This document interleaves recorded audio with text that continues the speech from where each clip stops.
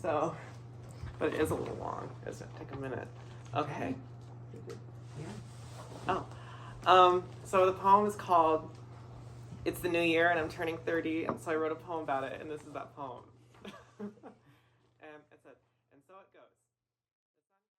So, around a year ago, before I turned 30, in fact, right before I turned 30, I started writing a poem because I felt like I was in a really, well, I was in a really joyful part of my life. And it was because, well, for years prior, I'd been struggling with finding myself.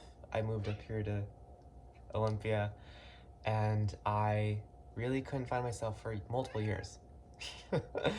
And last year, before like really anything happened, I just started to turn my life around in small ways that became very cumulative. She's very talkative right now. That accumulated over the year, and it really just became something to love and appreciate. And having lived without that for a while, you really learn to appreciate it, like very much so. And yeah, right before I turned 30, I wrote a poem about it because I knew I wanted to make my 30th year. I knew I wanted to make at least the transition into that year feel important. You know, I feel like it comes with the crisis of am I am I celebrating myself appropriately? And you know, with every decade that comes along, you're like, am I at least doing this a little bit right? And I felt like I did. And on my birthday, I wrote a poem, and to a small group of friends, I read it. And it's a very joyful poem. In fact, it verges on silly. uh, and even then, it wasn't something that I would typically like write with that tone or with those words or with that irreverence. I'm not saying the poem's great, but it is very sort of referential of my heart and the earnest, good feelings one can have without, you know, unvarnished of self-deception or self-correction, or just like making it a little bit more palatable for anybody, which in this circumstance would be to take away some of that joy from the poem. But I didn't do that this time. I just let it be. And I had it filmed, and it was my goal on my birthday or in my birthday month to make a short video, just releasing it. And I don't know, maybe applying with that like various videos of things that had happened. And well, it turns out I can procrastinate incredibly hard.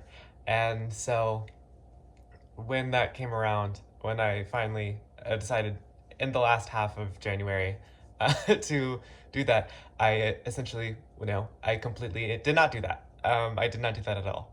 So uh, what that became was just a project that I knew I wanted to do, have on the horizon in the next few months. And then the next few months became, well, I'm filming this in November. So, and I know doing that, it'll probably take me a little time to make it. And I figure, what's wrong with releasing it maybe almost a year later? Which, in a way, makes a lot of sense because this is 30. This is me having experienced most of what 30 is. um, and so I have that poem now, and I haven't really taken that many looks at it, but I figured things still have changed over the last year, and I still want to pay tribute to the person that I was. And even though things have changed, the person that's still a part of me, because every part of your past certainly makes its way here somehow, maybe just to capture a little bit of that moment and bring it back around for the next birthday. I don't know. So, here is that poem. It's called It's the New Year and I'm Turning 30, so I wrote a poem about it, and this is that poem. um, and so it goes. The sun cracks open on the horizon like an egg, all yellow and runny over the smiling teeth of evergreens that frame us in Olympia, heralding a new year as crisp and fresh as anyone can ask for.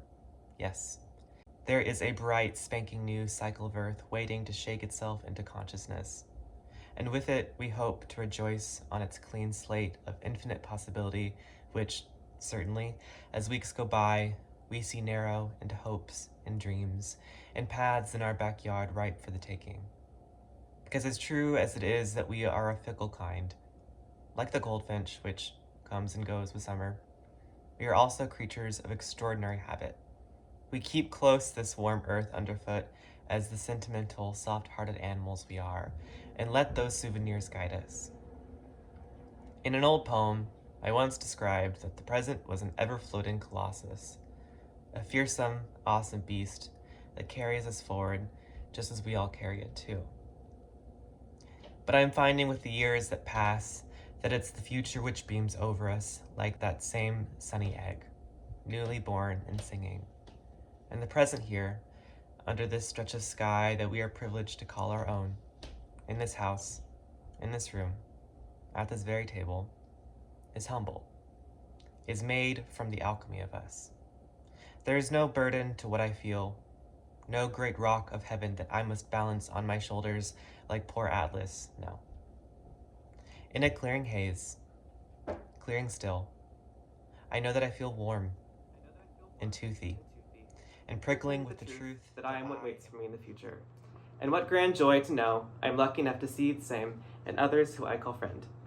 Humming and alive at the dawn, where the sun is yellow, where our hearts are ripe, and where life must only just be beginning.